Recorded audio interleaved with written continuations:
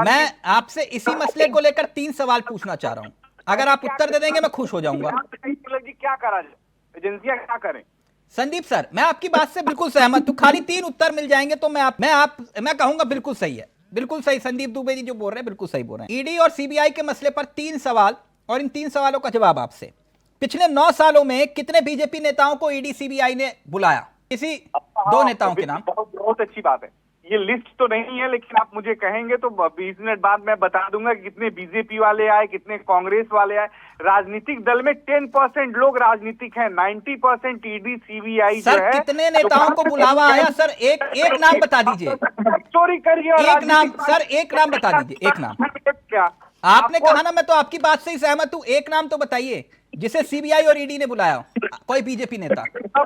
सबको सीबीआई को सरकार नहीं गवर्न करती, सीबीआई को कोर्ट गवर्न करती है। दूसरा सवाल मेरा आपसे, कितने बीजेपी नेताओं को अब तक ईडी सीबीआई ने गिरफ्तार किया? सबकी किसी गिरफ्तारी एक का नाम। आपको मैं बता दूं, सबकी जो गलत है उनकी गिरफ्तारी ईडी सीबीआई करती है, लेकिन सर किसी एक का नाम। तिलक जी मेरी बात कंप्लीट हो जाने जी सर। इन्वेस्टिगेशन एजेंसियों को समझिए, इन्वेस्टिगेशन एजेंसियां काम कैसे करती हैं। वो जी। आपको सम्मान दे के बुलाती हैं, बुलाने के बाद अगर उनकी बातों को सही सही आपने जवाब दिया और लगता है कि गलत नहीं हो, मोदी जी उनको डायरेक्शन देते हैं, उसको अरेस्ट करना पड़ेगा। और अरेस्ट, एक मिनट सुजीत जी, नहीं करती। जब कोर्ट का आदेश होता है कि इस व्यक्ति को अरेस्ट करना चाहिए, ईडी सीबीआई अरेस्ट करती है। अच्छा तो मतलब कोर्ट के आदेश पर गिरफ्तारी करते हैं आप?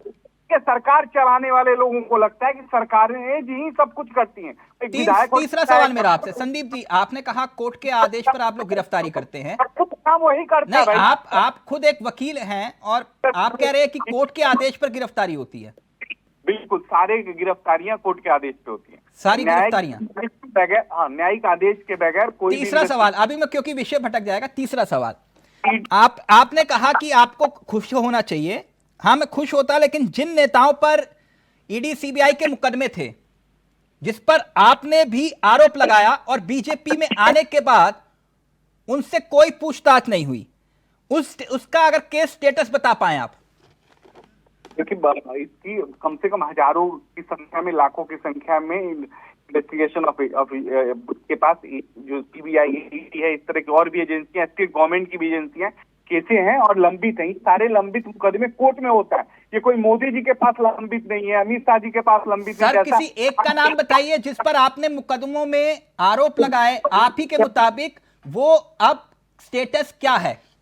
लाने की बात है, इसमें सरकार को कोई लेना देना नहीं है। हेमंत बिस्वा, एजेंसियां उन पर आपने आरोप लगाए, क्या हुआ उनका? संकल्पित है।